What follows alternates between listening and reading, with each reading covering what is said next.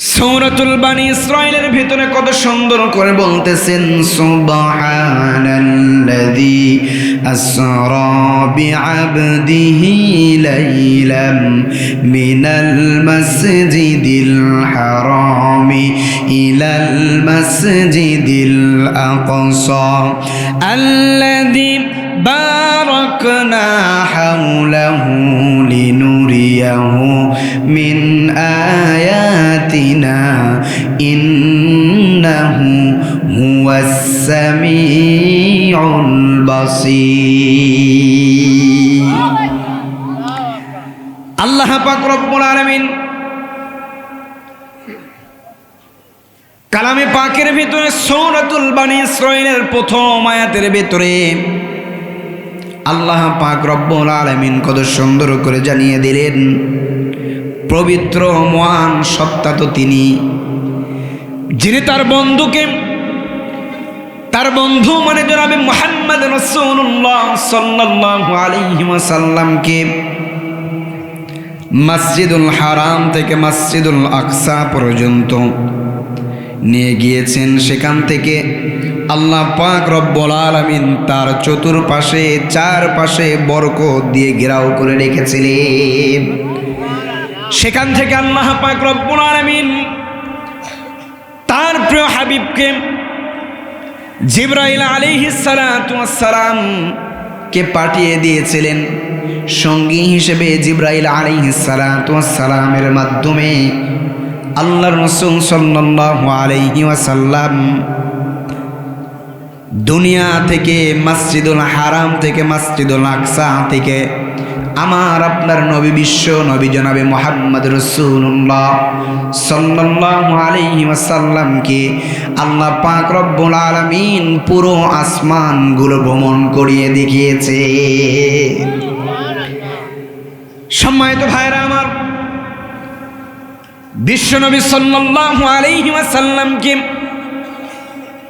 আল্লাহ পাক রব্বুল আলামিন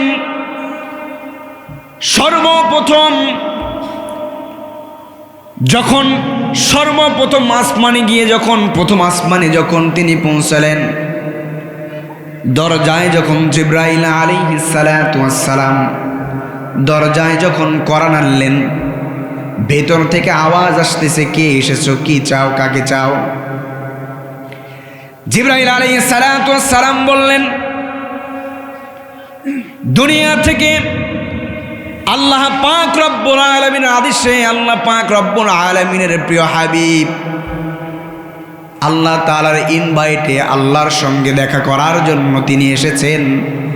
প্রথম আসমানের দরজায় প্রথম আসমানে যিনি ছিলেন আমাদের আদি পিতা হযরতে আদম আলাইহিস সালাতু ওয়াস সালাম।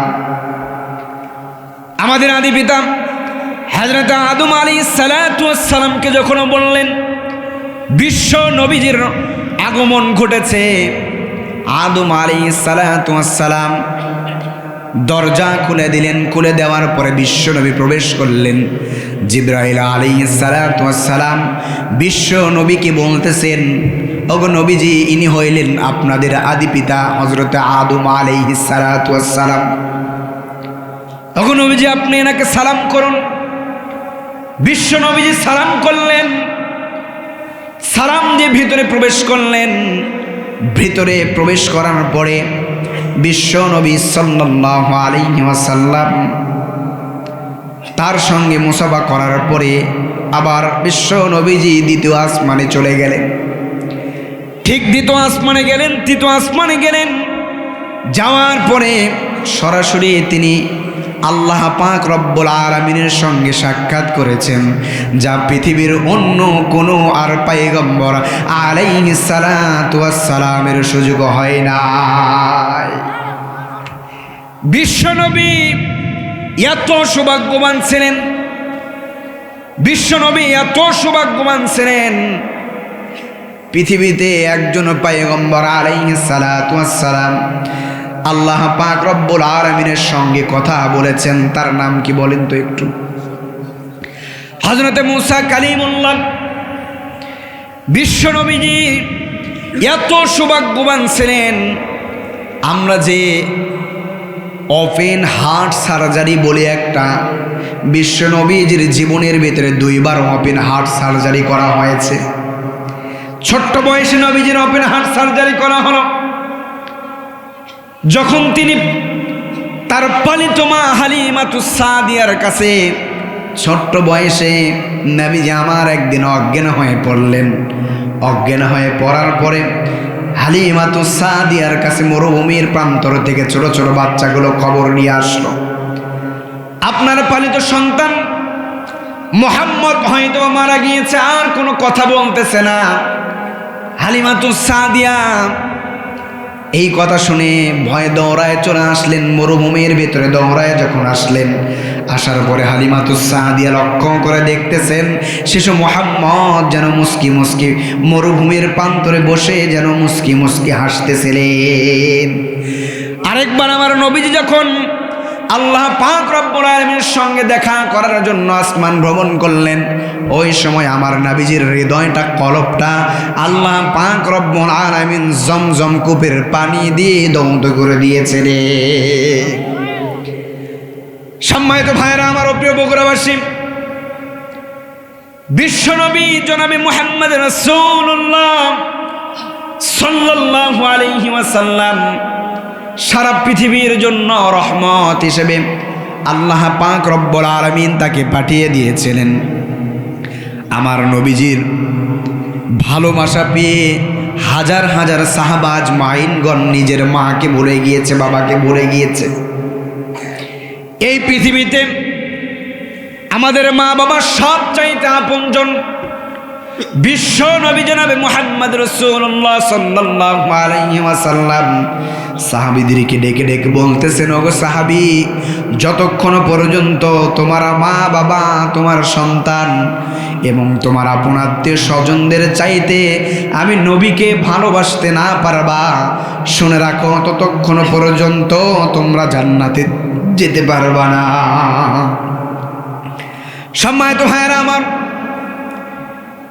বিশ্বনবী জনাবে মুহাম্মদ রাসূলুল্লাহ সাল্লাল্লাহু আলাইহি ওয়াসাল্লাম জান্নাত ভ্রমণ করলেন, জাহান্নাম ভ্রমণ করলেন। নবীজি জান্নাতের নিয়ামতগুলো সব কিছু তিনি দেখলেন, জাহান্নামের আযাব সমূহগুলো সব কিছু তিনি দেখলেন। সর্বশেষ আল্লাহর কাছ থেকে হাদিয়া নিয়ে আসলেন নামাজ।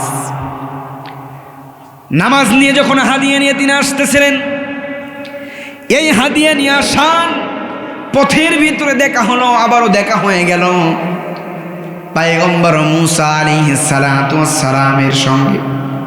ঘটনাটি আপনারা সবাই জানেন। আলোচনাটা একটু সাজানোর জন্য সংক্ষিপ্ত করে আপনাদের সামনে বলে নিতেছি। পয়গম্বর মুসা আলাইহিস সালাতু ওয়াস সালামের সঙ্গে যখন দেখা হয়ে গেল, দেখা হয়ে যাওয়ার পরে এবার পয়গম্বর মুসা আলাইহিস সালাতু ওয়াস সালাম বিশ্ব নবীজিকে ডেকে ডেকে বলতেছেন, ওগো নবীজি, আল্লাহর সঙ্গে যেহেতু দেখা করেছেন, নিশ্চয় আপনি কোনো না কোনো হাদিয়া নিয়ে এসেছেন। বিশ্ব নবী জনাবে মুহাম্মদ রাসূলুল্লাহ সাল্লাল্লাহু আলাইহি ওয়াসাল্লাম এবার বলতেছেন, হ্যাঁ, আল্লাহর পক্ষ থেকে আমার উম্মতদের জন্য আল্লাহর পক্ষ থেকে 50 ওয়াক্ত নামাজের হাদিয়া আমি নিয়ে দুনিয়াতে ফিরতেছি। পয়গম্বর মুসা আলাইহিস সালাতু ওয়াস সালাম এই কথা যখন পয়গম্বর মুসা আলাইহিস সালাতু ওয়াস সালামের সামনে যখন পেশ করলেন, এবার পয়গম্বর মুসা আলাইহিস সালাতু ওয়াস সালাম বললেন, আমার উম্মতদেরকে লম্বা বড় হায়াত দেওয়া হয়েছিল, লম্বা হায়াত ছিল আমার উম্মতের, লম্বা বড় হায়াত ছিল আমার উম্মতের। মাত্র আমার উম্মতের জন্য 2 ওয়াক্ত নামাজ তাদের জন্য ফরজ করে দেওয়া হয়েছিল। এই 2 ওয়াক্ত নামাজ তারা ঠিক মতো আদায় করতে পারে নাই। ওগো নবীজি, আপনার উম্মতের হায়াত তো অল্প, তারা কখনো এই 50 ওয়াক্ত নামাজ ঠিক মতো আদায় করতে পারবে না। বিশ্বনবী জনাবে মুহাম্মদ রাসূলুল্লাহ সাল্লাল্লাহু আলাইহি ওয়াসাল্লামকে বলতেছেন, ওগো নবীজি, যান, আপনি আবার আল্লাহর কাছে ফিরে যান, আবার আল্লাহর কাছে ফিরে গেলেন নামাজ কমানোর জন্য। 5 ওয়াক্ত করে আল্লাহ পাক রব্বুল আলামিন কমায় দিতে দিতে সর্বশেষ আল্লাহ পাক রব্বুল আলামিন 5 ওয়াক্ত নামাজ উম্মতি মুহাম্মাদের জন্য ফরজ করে দিয়েছে। নামাজ এমন একটা দামি জিনিস, যেই ব্যক্তি নামাজ পড়তে পারবে, নামাজ একমাত্র পৃথিবীর সমস্ত অশালীন কাজ থেকে মানুষকে, একমাত্র নামাজ মানুষকে হিদায়েতের পথে নিয়ে আসতে পারবে। বলেন না সুবহানাল্লাহ। নামাজ, যেই নামাজের কথা নবীজি আমার মৃত্যুর শয্যায় বলে গিয়েছেন, নামাজ এমন একটি দামি জিনিস, কোনো উম্মত যদি নামাজ পড়তে পারে, নামাজ পড়ে আল্লাহর কাছে যে কোনো অভাবের ভেতরে থাকলে নামাজ পড়ে 2টা হাত যদি আল্লাহর কাছে তুলে দোয়া করে, আল্লাহ পাক রব্বুল আলামিন সঙ্গে সঙ্গে ওই ব্যক্তির অভাব অনটনগুলো দূর করায়া দেবে। সম্মানিত ভাইরা আমার, এই নামাজ, যেই নামাজের কথা আল্লাহ পাক রব্বুল আলামিন কোরআনুল কারীমের ভিতরে যেখানেই বলেছেন নামাজের কথা, সেখানে আল্লাহ পাক রব্বুল আলামিন যেখানে নামাজের কথা বলেছেন, সেখানে আল্লাহ পাক রব্বুল আলামিন কায়েম করার কথা বললেন। তাহলে নামাজ সমাজের ভিতরে আমাদের কায়েম করার দরকার আছে না নাই? কথা বলেন, আছে না নাই? সমাজের ভিতরে নামাজটা প্রতিষ্ঠিত আছে, এটাকে কায়েম করতে হবে। নামাজ যদি আপনি সমাজের ভিতরে কায়েম করতে পারেন, এই নামাজ একমাত্র মানুষদেরকে সমস্ত পাপাচার থেকে, নামাজ একমাত্র মানুষদেরকে হিদায়েতের পথে নিয়ে আসতে পারবে। সমস্ত খারাপ কাজ থেকে নামাজ একমাত্র মানুষদেরকে হিদায়েতের পথে নিয়ে আসবে। এত লক্ষ লক্ষ টাকা দিয়ে যেই মসজিদ আপনি করলেন, সুন্দর সুন্দর টাইলস আপনি লাগাইলেন, লাগানোর পরে যদি আপনি 5 ওয়াক্ত নামাজ মসজিদে আপনি যদি আদায় না করতে পারেন, এই মসজিদে এত সুন্দর করে মসজিদ নির্মাণ করে আপনাদের কোনো লাভ হবে নাকি বলেন তো? মনে করেন আপনার টাকা দিয়ে আপনি একটা মসজিদ নির্মাণ করে দিলেন, কিন্তু নামাজ আদায় করেন না। আপনি মসজিদ নির্মাণ করলেন বলেই কি আপনি কি জান্নাতে যেতে পারবেন নাকি বলেন তো? একটু কথা বলেন, জান্নাতে যেতে পারবেন নাকি? মসজিদ নির্মাণ করলে জান্নাতে যাওয়া যায় না, কিন্তু যেই ব্যক্তি ওই মসজিদে 5 ওয়াক্ত নামাজ জামাতে আদায় করতে পারবে, ওই বান্দা, ওই ব্যক্তি নিশ্চয় জান্নাতে যেতে পারবে। মুসলমান ভাইরা আমার, আল্লাহ পাক রব্বুল আলামিন নামাজ কায়েম সম্পর্কে সূরাতুল বাকারার ভিতরে কত সুন্দর করে বলতেছেন, الذين يؤمنون بالغيب ويقيمون الصلاة ومما رزقناهم ينفقون। আল্লাহ পাক রব্বুল আলামিন কত সুন্দর করে জানিয়ে দিলেন, আল্লাযীনা ইউমিনুনা বিল গায়ব। সর্বপ্রথম তোমরা গায়বের উপরে ঈমান আনয়ন করবা। গায়বের উপরে ঈমান আনয়ন করার পরে ওয়ায়ুকিমুনাস সালাত, তারপরে তোমরা সালাত কায়েম করবা। ওয়া মিম্মা রাযাকনাহুম ইউনফিকুন, আর আমি আল্লাহ পাক রব্বুল আলামিন যা রিজিক দিয়েছি, এই রিজিক থেকে আমি আল্লাহর সন্তুষ্টির জন্য আল্লাহর রাস্তায় দান করবা। সম্মানিত ভাইরা আমার, আল্লাহর সন্তুষ্টির জন্য, আল্লাহর ঘর মসজিদ নির্মাণের জন্য যদি আপনি আপনার দেওয়া রিজিক থেকে আল্লাহর রাস্তায় যদি আপনি দান করতে পারেন, আর আপনার এলাকার, আপনার গ্রামের মসজিদ যদি আপনি সুন্দর করে সাজাইতে পারেন, সেই মসজিদে আপনি যদি 5 ওয়াক্ত নামাজ জামাতে আদায় করতে পারেন, আজকের মাহফিল থেকে, কোরআন থেকে কথা বলে গেলাম, কোরআনের কথা সত্য কথা, কোরআনের কথা কখনো মিথ্যা হতে পারে না। আল্লাহ পাক রব্বুল আলামিন জানিয়ে দিয়েছেন, ওই বান্দা কিয়ামতের দিন সর্বপ্রথম জান্নাতের ভিতরে প্রবেশ করবে। আজকে মসজিদ নির্মাণ করলেন, ইতিপূর্বে ভাই এই মসজিদের নির্মাণ করার জন্য আমি আপনি মাহফিল আয়োজন করেছি, বক্তাকে দাওয়াত দিয়েছি। এখানে একটা প্যান্ডেল সাজানোর জন্য পুলিশদের অনুমতি নেওয়া লাগছে কি লাগে না? কথা বলেন, লাগছে কি লাগে নাই? ইতিপূর্বে আপনি পুরো পৃথিবীর ইতিহাসের দিকে তাকান, যিনি এই পৃথিবী সৃষ্টি করেছেন, যিনি জমিন সৃষ্টি করেছেন, সেই সৃষ্টিকর্তা যেই কোরআন দিয়েছেন, সেই কোরআনের কথা বলতে নাকি অনুমতি লাগে। নাউজুবিল্লাহ কইবেন না? এখনই বলতে হবে না, পরে বলুন। ও আচ্ছা, যাই হোক, এসেছে কয়েকজন অতিথির নাম এসেছেন। বিশেষ অতিথি সবার নাম বললাম না, যেহেতু আলোচনা চলতেছে। সবাই মিলে ওনারা 16,300 টাকা দিয়েছেন। বলেন লিল্লাহে তাকবীর। আপনাদের মসজিদের জন্য মোটামুটি আলহামদুলিল্লাহ সবাই দেখা যাচ্ছে 3,000, 3,000, 3,000, 2,000 টাকা দান করেছেন। আল্লাহ পাক রব্বুল আলামিন সমস্ত অতিথিদেরকে কবুল ও মঞ্জুর করে নিন, বলে আমিন। এ দানকে কবুল করে নিন, বলে আমিন। সম্মানিত ভাইয়েরা আমার, ও আচ্ছা আচ্ছা, আলহামদুলিল্লাহ, এটা সর্বশেষ ঘোষণা দেব, তখন তো মানুষ আসবে, এটা আমি জানি। সম্মানিত ভাইয়েরা আমার, আল্লাহ পাক রব্বুল আলামিন যেই নামাজের হাদিয়া আমার আপনার রাসূল সাল্লাল্লাহু আলাইহি ওয়াসাল্লামকে দিয়েছেন, এই নামাজ আমাদের আদায় করার দরকার আছে না নাই? কথা বলেন, আছে না নাই? ইতিপূর্বে দেখা গিয়েছে নামাজরত অবস্থায় জালেম সরকারগুলো গুলির অর্ডার দিয়েছে, আপনারা দেখেছেন। সেই আপনারা ভালো করে খেয়াল করবেন, সেই লং মার্চ হেফাজতের ভেতরে কত মানুষদেরকে নামাজ অবস্থায় গুলি করে করে হত্যা করে ফেলা হয়েছে। আমাদের ইসলামী আন্দোলনের হাজার হাজার কর্মীদেরকে নামাজরত অবস্থায়, তাহাজ্জুদরত অবস্থায় এমন সময় তাদেরকে গ্রেফতার করে নিয়ে গিয়েছে জালিম শাসকগুলো। কিন্তু তাদের পতন হয়েছে। নতুন করে কোনো জালিমকে আর আমরা ক্ষমতার চেয়ারে বসাতে চাই না। আজকে এমন বাংলাদেশের অবস্থা দেখা যাচ্ছে ভাই, ক্ষমতায় আসার আগে মনে হয় অবস্থা এখনই ওদের করুন।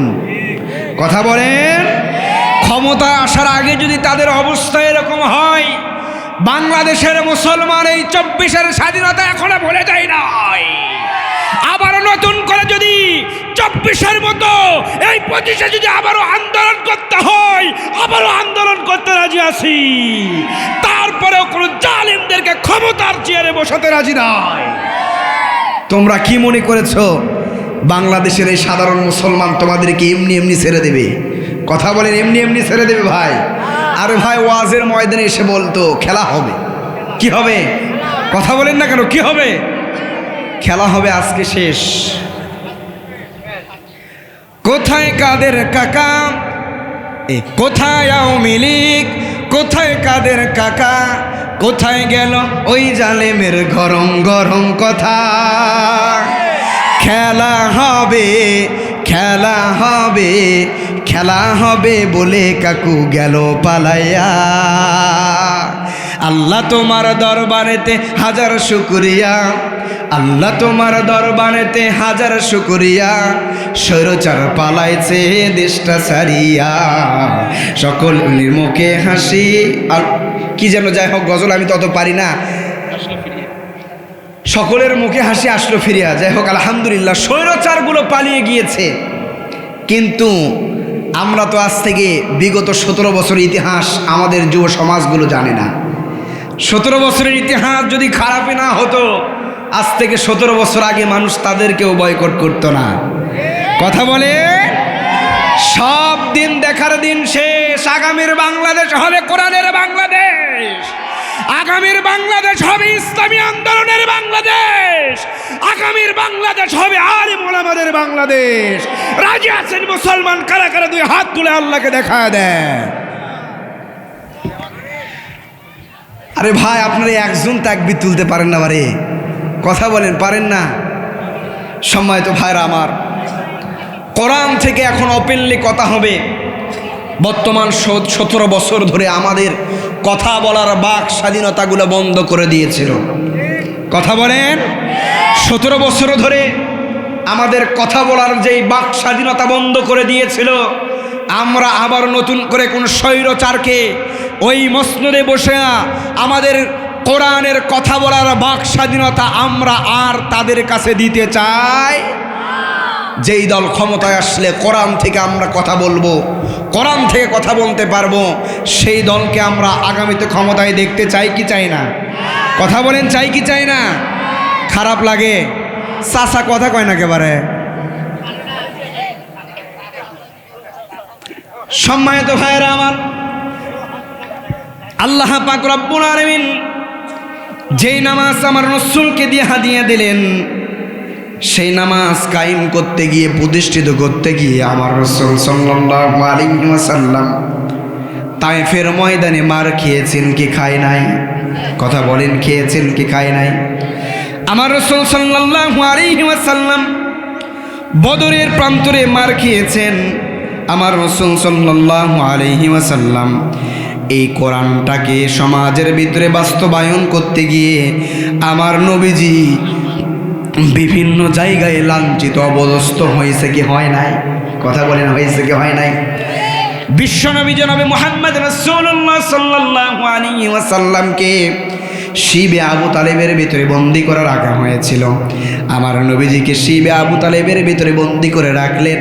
তাহলে আজকেও যারা কোরআন থেকে সঠিক কথা বলবে, হক কথা বলবে, এদের জন্য জেলখানাটা ফরজ হয়ে গিয়েছে। বর্তমানে যদি আপনি হক্কানি আলিমদেরকে দেখতে চান, বাংলাদেশে তো আলিমদের কোনো অভাব নাই। সম্মানিত ভাইরা আমার, বাংলাদেশে হাজার হাজার আলিম দেখেছেন। কয়েকজন আলিম আপনি দেখেছেন যে আলিমগুলো কোরআনের কথা বলেছেন? জালেমের জিন্দানখানায় একের পর এক নয়, দুই নয়, তিন নয়, আল্লামা সাঈদী 13টি বছর জেল খাটার পরেও, তারপরেও কোনো বেঈমানদের কাছে মাথা কিন্তু নত করে দেয় না। আল্লামা সাঈদী একটা কথা বলে গিয়েছিলেন, এমন সময় আসবে ইঁদুরের গর্তও তোমরা খুঁজে পাবা না। কথা বলে, সময় এমন এসেছিল কি আসে নাই? পৃথিবীর এমন ইতিহাসে কোথাও নাই পার্লামেন্টের 350 জন এমপি সহ তাদের এখন নিখোঁজ অবস্থা। 350 পার্লামেন্ট সদস্য সহ পৃথিবীর এমন কোথাও নজির নাই কোনো দেশের প্রধানমন্ত্রী পালিয়ে গিয়েছে। আজকের হাস্যকর বিষয়, 350 পার্লামেন্ট সদস্য সহ আমাদের বুবুর আর খবর নাই। কথা বলে, আল্লামা সাঈদী বলে গিয়েছিল, তোমরা আছো গাছের মাথায়, আমরা আছি গোড়ায়, একটু নাড়া দেব মামুর বাড়ি দিল্লি গিয়ে পড়বা। কথা বলেন, আজ থেকে 10 বছর আগে তিনি বলে গিয়েছিলেন, ঠিক কিন্তু মামুর বাড়ি দিল্লি গিয়েতেই পড়ছে। কথা কন না কে? ঠিক মামুর বাড়ি দিল্লি গিয়ে পড়ছে। আবারও কোনো স্বৈরাচার যদি আবারও কোরআনের জন্য, কোরআনের উপরে, ইসলামের উপরে আবারও যদি কেউ আঘাত করার চেষ্টা করে, মামুর বাড়ি দিল্লি গিয়ে নয়, এইবার বাংলাদেশের মুসলমান বুঝে ওঠার আগে তাদেরকে জুতা পিটা করে বিদায় করে দিবে। সম্মানিত ভাইরা আমার, বিএনপির প্রেসিডেন্ট শহীদ জিয়াউর রহমান আপনারা চেনেন কি চেনেন না? কথা বলেন, চেনেন কি চেনেন না? তিনি আলেমদের খুব ভালোবাসতেন, স্নেহ করতেন। বিগত কয়েকদিন আগে মুফতি কাজী ইব্রাহিম সাহেব, আপনার নাম শুনেছেন? কারা একজন, তিনি মাজলুম একজন আলেম, দীর্ঘদিন কারাগারের ভিতরে বন্দী ছিলেন। তিনি বলেছেন যে আমি প্রেসিডেন্ট জিয়াউর রহমানের সাথে 3 দিন 3 রাত আমি তার সঙ্গে থেকেছি। তিনি আমাদেরকে ইনভাইট করেছিলেন। এই ইনভাইটের ভিতরে আমরা 5 জন আলেম ছিলাম। তো উনি বক্তৃতার শুরুতেই বলেছিলেন, আমার আলেম ভাইরা কই? কি বলেছিলেন? আমার আলেম ভাইরা কই? আজকে মনে হয় সেই ভাইরা আলেমদেরকে সম্মান করা মনে হয় ভুলে গিয়েছে। কথা বলেন না কেন? আপনি যার আদর্শ অনুযায়ী হাঁটতে চান, সেই নেতা তো আলেমদেরকে ভালোবাসতো। আপনারাও ভালোবাসেন। কথা বলেন না কেন? আপনারাও ভালোবাসেন। আমরা তো লক্ষ্য করতেছি ঠিক আগের মতোই পোলা নিয়ে এখনো সিয়ার ভাঙ্গাভাঙ্গি চলতেছে। কথা কন না কে ভাই? এখনো পোলার টোপলা নিয়ে সিয়ার ভাঙ্গাভাঙ্গি হয় কি হয় না? কথা কয় না বারে। সম্মানিত ভাইয়েরা আমার, যেহেতু রাত অনেক গভীর হয়ে গিয়েছে, আলোচনাটা শেষ করে দিব। নামাজের বিষয়টা এই টেনে আপনাদের মাঝে শেষ করে দেব। বিশ্ব নবীজি ওই যে সাল্লাম বিশ্ব নবীজি আমাদের জন্য 5 ওয়াক্ত নামাজের হাদি নিয়ে আসছেন, মনে আছে নাকি? কথা বলেন, মনে আছে? বিশ্ব নবীজি উম্মতে মুহাম্মাদের জন্য 5 ওয়াক্ত নামাজের হাদিয়া নিয়ে আসলেন। এই 5 ওয়াক্ত নামাজ যদি আমরা জামাতে আদায় করতে পারি, পুরস্কার হিসেবে আল্লাহ পাক রব্বুল আলামিন ঘোষণা দিয়েছেন, বান্দা নামাজ 5 ওয়াক্ত পড়বি, মৃত্যুর পরে জান্নাতে যাবি। সম্মানিত ভাইরা আমার, আল্লাহ পাক রব্বুল আলামিন তাহলে যেখানে নামাজের কথা নিয়ে আসছেন, আল্লাহ পাক রব্বুল আলামিন সেখানেই কায়েমের কথা নিয়ে আসছেন। নামাজ কায়েম করতে হবে। বিশ্ব নবীজির জীবনের উপরে আপনাদের সামনে আলোচনা করতেছিলাম। বিশ্ব নবীজি মুমূর্ষু অবস্থায় নিজের মেয়ে ফাতেমাকে ডেকে ডেকে বলতেছেন, ওগো ফাতেমা, মসজিদে নববীর ভিতরে কি নামাজ শুরু হয়েছে নাকি? এবার ফাতেমা বিশ্ব নবীকে ডেকে ডেকে বলতেছেন, আব্বা যান। বিশ্ব নবীকে ডেকে ডেকে বলতেছেন, আব্বা যান, মসজিদে নববীর ভিতরে নামাজ শুরু হয়ে গিয়েছে। সাহাবাজ মাইনগুলো অপেক্ষা করতে করতে, আপনার জন্য অপেক্ষা করতে করতে, সবাই কান্না করতে করতে, আপনার জামাইয়ের ইমামতিতে মসজিদে নববীর ভিতরে জামাত তারা শুরু করে দিয়েছেন। এবার যখন নামাজ আদায় করতেছেন, বিশ্ব নবী মা ফাতেমাকে ডেকে ডেকে বললেন, ফাতেমারে একটু দরজাটা খোলা দাও, জীবনের এই শেষ সময়টা নামাজের দৃশ্যটা আমি দেখতে চাই। মা ফাতিমা এবার দরজাটা খুলে দিলেন। বিশ্ব নবীজি নামাজের দৃশ্য দেখতেছেন, সাহাবাজ মাইনগুলো কান্নায় সবার কাতর হয়ে যায়। নামাজে দাঁড়িয়েছেন, সাহাবাজ মাইনগুলো নামাজের ভিতরে অজুরসে কান্না করতেছেন। সাহাবাজ মাইন বুঝতে পেরেছেন আর হয়তো বিশ্ব নবীজির পিছনে কখনো নামাজ আদায় করতে পারবো না, বিশ্ব নবীজিকে আর হয়তো বা কখনো পাবো না। এবার নবীজি আমার নামাজের দৃশ্য দেখে চোখ বেয়ে বেয়ে পানি পড়ে। বিশ্ব নবীজি উম্মতদের জন্য সর্বশেষ যেই মেসেজ দিয়েছিলেন, ও উম্মতেরা রে, জীবনের শেষ লগ্ন যখন তোমার চলে যাবে উম্মত, তোমরা কখনো নামাজ তোমরা কখনো ছেড়ে দিবা না। এই নামাজের কথা আমার নবীজি এত বলেছেন, মৃত্যুর সময় শেষ সময় আমার নবীজি বলেছেন, আসসালাত আসসালাত, নামাজ নামাজ নামাজ। উম্মতরা রে, নামাজ তোমরা ছেড়ে দিও না। নামাজ যদি ছেড়ে দাও, কিয়ামতের দিন আল্লাহর দরবারে তোমাদের জান্নাতে নিয়ে যাওয়ার জন্য আমি নবী হয়েও শাফাআত করতে পারবো না। বিশ্ব নবী যেই নামাজের কথা এত বললেন, এই নামাজে যদি আমরা অলসতা না করে, নামাজের যদি গুরুত্বটা আমাদের বেশি হয়ে যায়, নামাজ যদি আমরা ঠিক মতো আদায় করতে পারি, পুরস্কার হিসেবে আল্লাহ তো আগেই ঘোষণা দিয়েছেন জান্নাত দেবে। ক্ষণস্থায়ী এই দুনিয়াতে আমরা তো কিছুই চাই না, মৃত্যুর পরে চিরস্থায়ী যে জীবনটা আমাদের হবে, ওই জীবনে আপনারা কি কেউ জাহান্নাম চান নাকি বলেন তো? কেউ জাহান্নামে যেতে চান? সবাই তো আমরা জান্নাতে যেতে চাই। যুবক ভাইদেরকে লক্ষ্য করে বলবো, বৃদ্ধ বাবাদের পায়ে হাত দিয়ে বলবো, যুবক বয়সের ইবাদত আল্লাহর কাছে সবচাইতে প্রিয়। এই বয়সে যদি আপনি ইবাদত করতে পারেন, যুবক বয়সের ইবাদতটা আল্লাহ পাক রব্বুল আলামিন সবচাইতে আল্লাহর কাছে বেশি দামি। যুবক বয়সে যদি আপনি বেশি ইবাদত করতে পারেন, এই ইবাদতটা আল্লাহর কাছে সবচাইতে প্রিয় হয়ে যাবে। সম্মানিত ভাইরা আমার, এবার আসুন আল্লাহ পাক রব্বুল আলামিন সূরাতুল বাকারার ভিতরে কি সুন্দর করে বলতেছেন, ওয়াকিমুস সালাতা ওয়া আতুজ যাকাতা ওয়ারকাউ মা'আর রাকিঈন। আল্লাহ পাক রব্বুল আলামিন কত সুন্দর করে বললেন, আর তোমরা সালাত কায়েম করো, আকিমুস সালাত, আর তোমরা সালাত কায়েম করো, ওয়া আতুজ যাকাত, এবং তোমরা যাকাত প্রদান করো, ওয়ারকাউ মা'আর রাকিঈন, এবং রুকুকারীদের সঙ্গে তোমরা রুকু করো। আদেশ কার? কথা বলে আদেশ কার?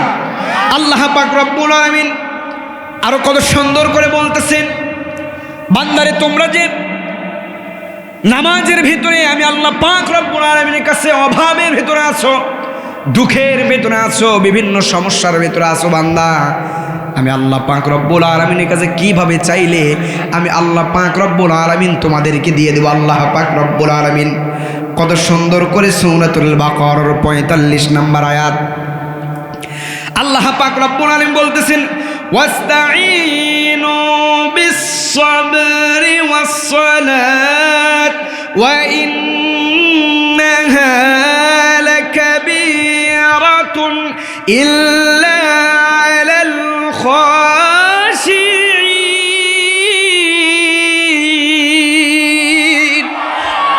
আল্লাহ পাক রব্বুল আলামিন বলতেছেন, বান্দা আর তোমরা ধৈর্য এবং সালাতের মাধ্যমে ওয়াস্তাঈনু বিস-সাবরি ওয়াস-সালাত, ও বান্দা ধৈর্য এবং সালাতের মাধ্যমে আমি আল্লাহর কাছে যদি সাহায্য চাইতে পারো, নিশ্চয় ওই বান্দা ধৈর্য এবং সালাতের মাধ্যমে আমার কাছে সাহায্য চাইতে পারবে।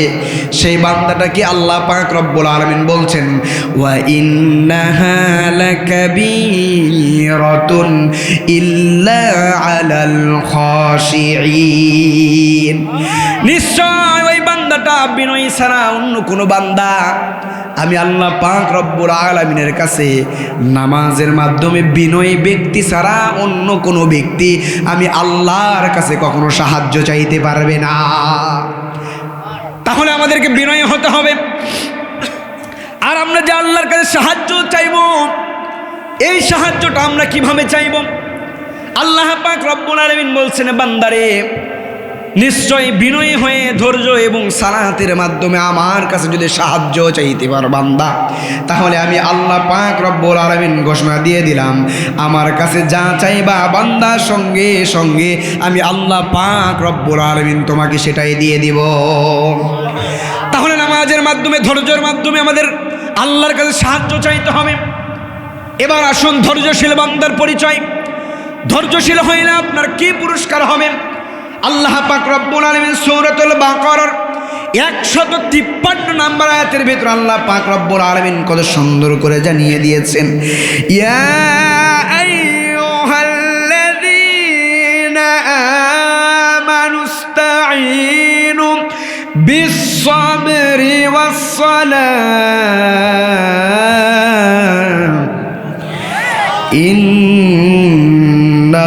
ইন্নাল্লাহা মা'আস-সাবিরিন।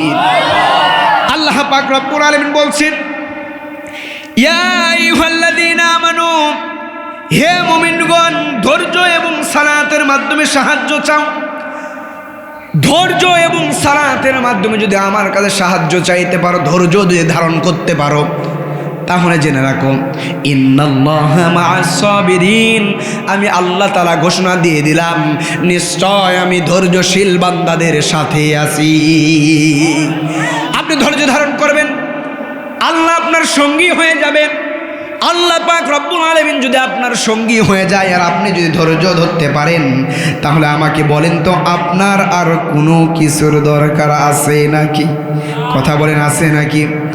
আল্লাহ পাক রব্বুল আলামিন আরো কত সুন্দর করে সূরাতুল বাকারার 277 নম্বর আয়াত কোরআন থেকে কথা বলে যায় আপনাদেরকে আজকে।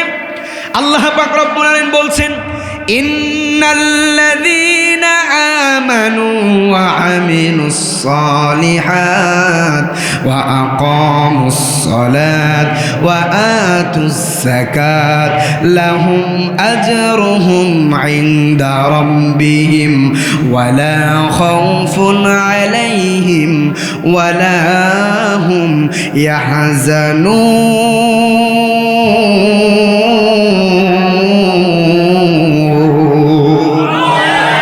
আল্লাহ পাক রব্বুল আলামিন বলছেন, নিশ্চয় যারা ঈমান আনে, ইন্নাল্লাযীনা আমানু, নিশ্চয় যারা ঈমান আনে, ওয়া আমিলুস সালিহাত, নেক আমল করে, ওয়া আকামুস সালাত, সালাত কায়েম করে, ওয়া আতুজ যাকাত, যাকাত প্রদান করে, লাহুম আজরুহুম ইনদা রাব্বিহিম, তাদের জন্য রয়েছে রবের নিকট থেকে প্রতিদান।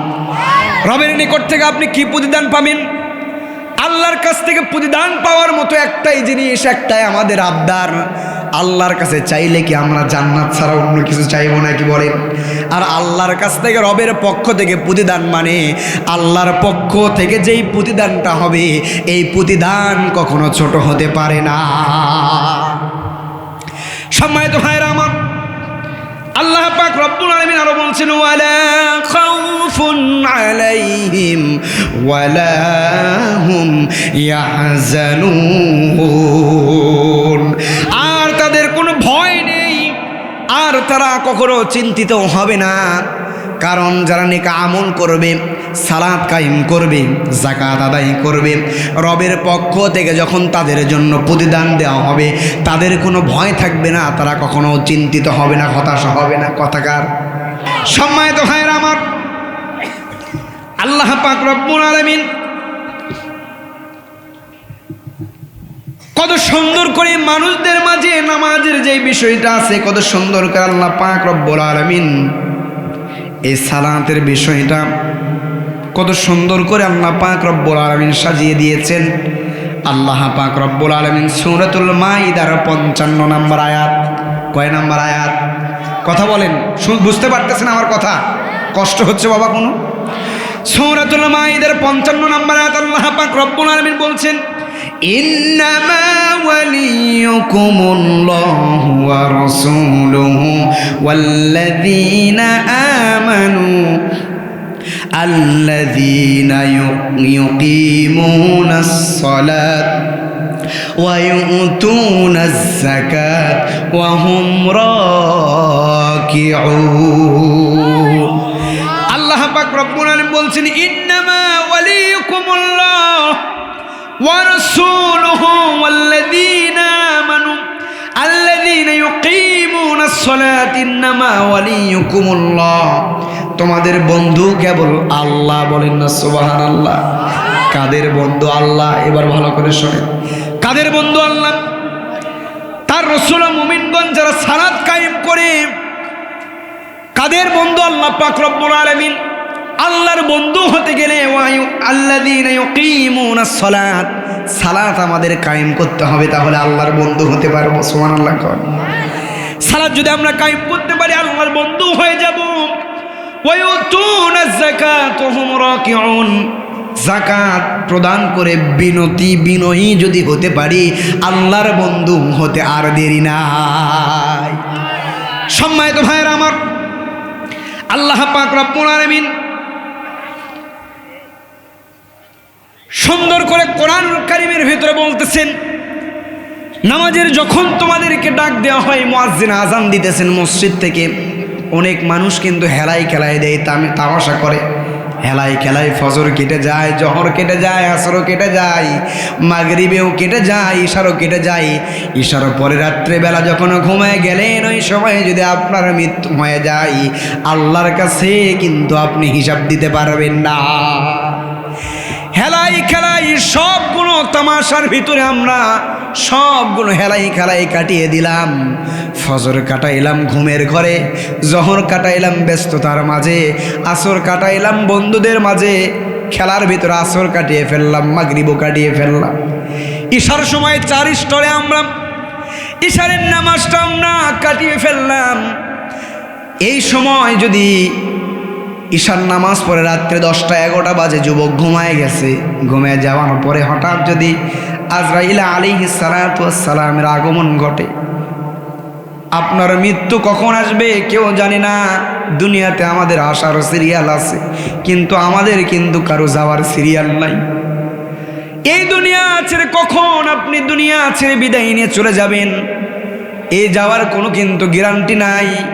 দুনিয়াতে এসেছেন, ডক্টরগুলো বলে আপনার সন্তান অমুক দিন ডেলিভারি হবে, আপনার সন্তানগুলো অমুক দিন আসবে, আপনার সন্তানগুলো অমুক দিন আসবে, এমন কিন্তু ডক্টরগুলি থিওরি দেয়, জানায়া দেয়। কিন্তু আপনার সন্তান কবে দুনিয়া থেকে বিদায় নিয়ে চলে যাবে, এমন থিওরি কিন্তু দিতে পারে না। ও যুবক ভাইরা আমার, কখন আমার আপনার মৃত্যু এসে যাবে, কখন মৃত্যু ঘনিয়ে আসবে, আমাদের কারো কিন্তু জানা নাই মৃত্যু যখন আমাদের ঘনিয়ে আসবে, মৃত্যুর যেই মাল সামানাগুলো আছে, এই মাল সামানাগুলো যদি আমরা গোছায় নিয়ে কবরে যেতে পারি, ইহকালেও শান্তি, পরকালেও যিনি নাজাত দেবেন ওই আল্লাহ আছে না নাই?